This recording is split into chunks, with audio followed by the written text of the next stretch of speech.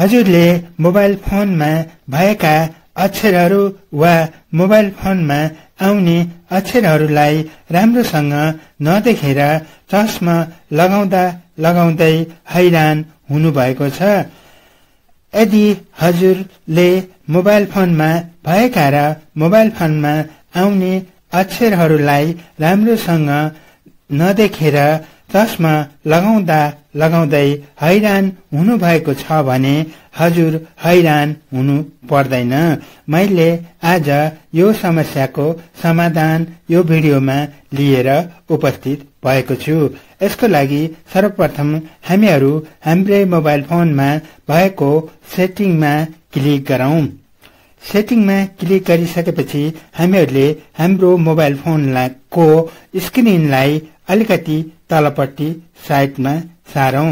हामीहरूले यहाँ देखिरहेका छौं डिस्प्ले एन्ड ब्राइटनेस भन्ने अप्सन, यसमा क्लिक गरौं।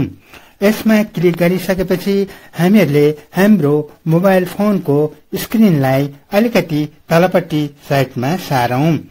हामीहरूले यहाँ देखिरहेका छौं फोन्ट सेटिङ भन्ने अप्सन, यसमा क्लिक गरौं। हामीहरूले फोन सेटिङलाई क्लिक गर्न साथै हाम्रो मोबाइल स्क्रिनको सबभन्दा तलपट्टि साइडमा हामीहरूले ए भन्ने अक्षर देखिरहेका छौं। ए भन्ने अक्षरको अगाडिपट्टि साइडमा 6 वटा बिन्दु अथवा थोपाहरू देखिरहेका छौं। यही 6 वटा बिन्दु अथवा थोपाबाट हामीहरूले हाम्रो समस्याको समाधान गर्ने हो। हामीहरूले पहिलो बिन्दुमा क्लिक गरौं।